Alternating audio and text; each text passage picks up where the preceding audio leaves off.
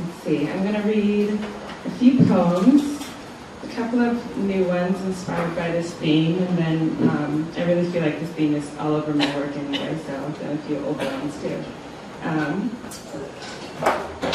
So this is called Map of Trinidad. There is a map of Trinidad that shows the town of Tunapuna sitting between market tents, between San Juan and Arima. The tents are white and puffy, drawn like parachutes just landed, but I know they've been there much longer than this. This map doesn't show me everything, I say to the man selling trinkets that look like they were imported from the U.S.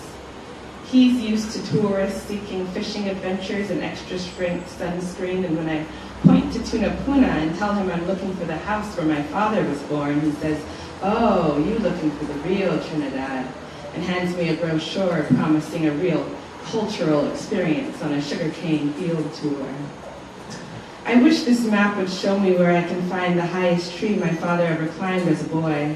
I didn't know him in his tree climbing days, and I want to see his view from his most daring ascent from before he came back down.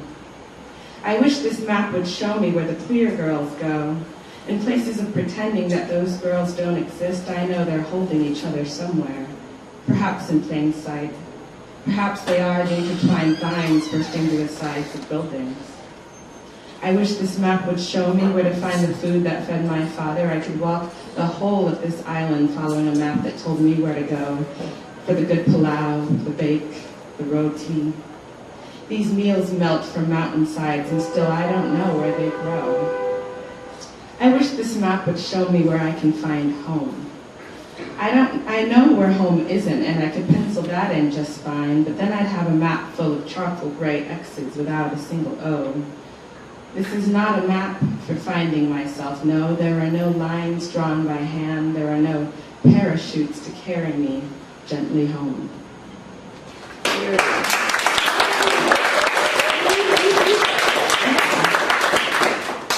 This one's called Traveling Alone. Everyone told her not to travel alone, but her solitude, she knew, was the safest thing about her.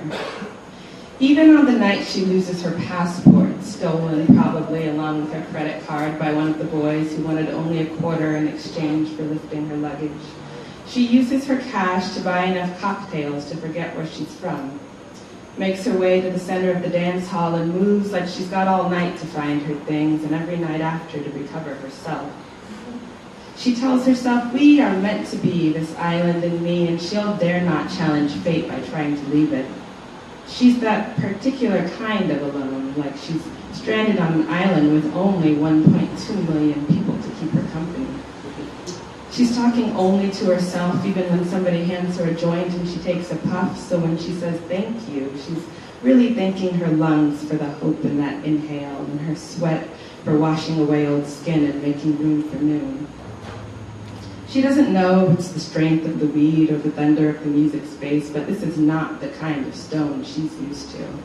And she tells herself, I am high and I am unstoppable, and she believes it too, long into the night until her muscles become anchors of pain, her lungs keeping sacks of strained breath as she retreats to a corner with the realization that she may have to stop sometime.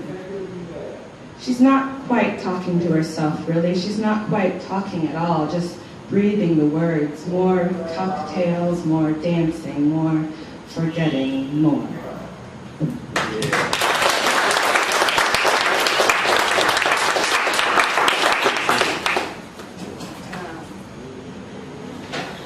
So my father is from Trinidad, and I write a lot of poems inspired by my family there.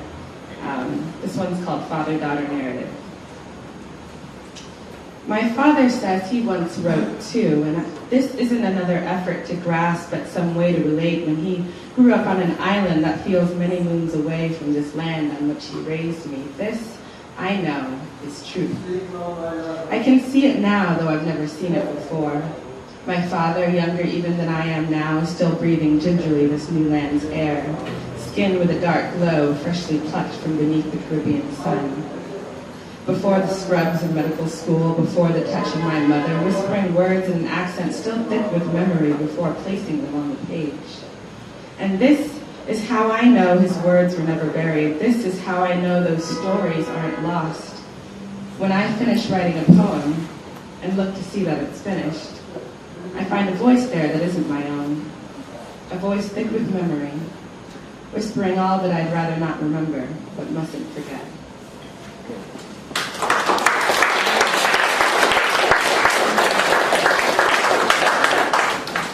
This one's called More Natural Colors. We decide your bedroom needs more natural colors. This after we've spent the morning confronting your white male privilege in just those terms.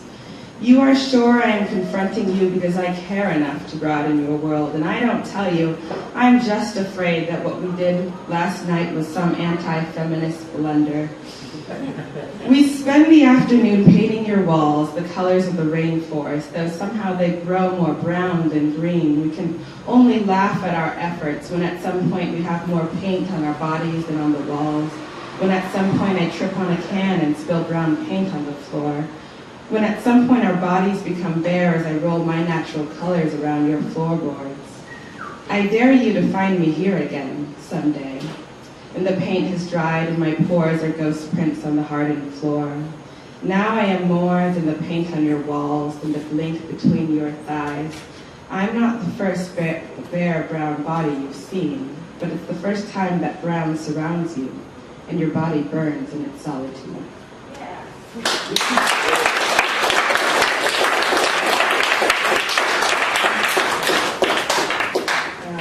This one's called Before We Know.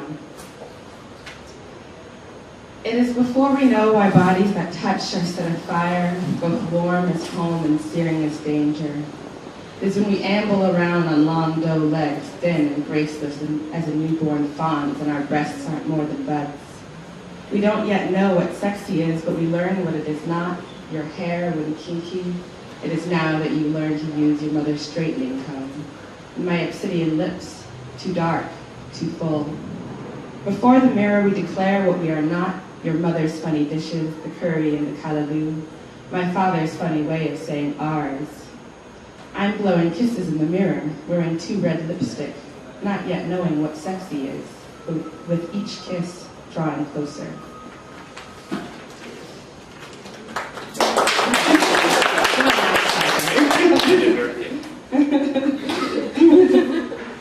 This one is called Shades of Nude. That time at the department store, when I asked the salesgirl to repeat herself, not the part about the bra's price or size, but the part about the color, she licked her lips before she said, "It's nude, you know, like flesh." The bra was white sand on my skin, no flesh of mine, and if I could go back, I'd take that chance to tell her what she's missing under that pale ceiling with the bright white lights, tell her about the shades of nude outside, flesh colored like raw earth after rain, skin hardened like the trunk of a redwood tree, opening to inside soft as the forest floor. Nude wraps more firmly around these bodies that are without rest and drapes more softly upon those bare and beaten. Remember those bodies. We cannot all blend with your bras or cover up with your cover-up. Color me colorless if you think you can, but there are stories on my skin that won't erase with your paint or fall to your fabric. I'll take the brown one, is all I said, while my aching body cried for more.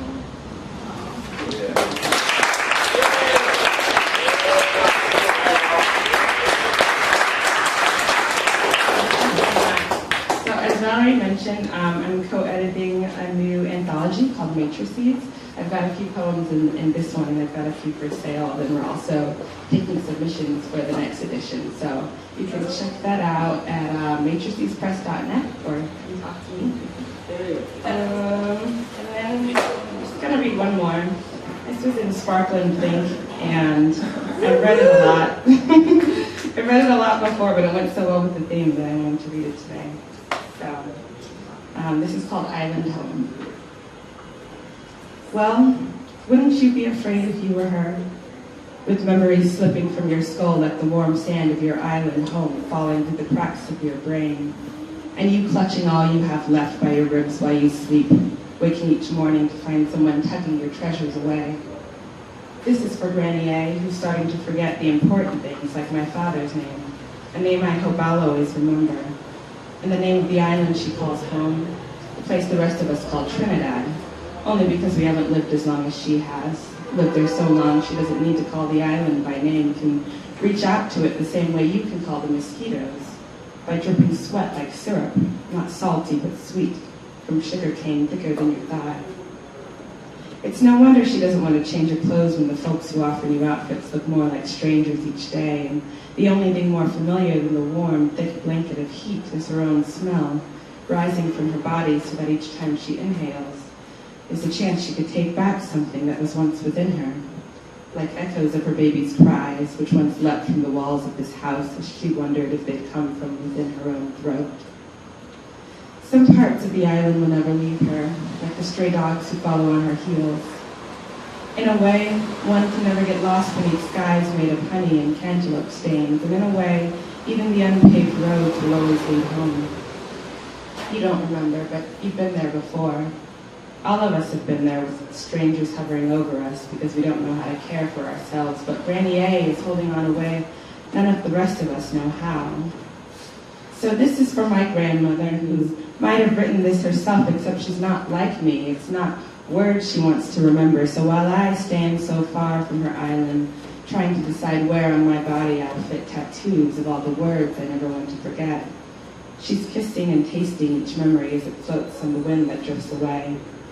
And someday she won't remember what home is, but she'll know how it feels, and she'll know on her lips, on her skin, and in her bones that this is the air she wants to breathe. Thank you. Yeah.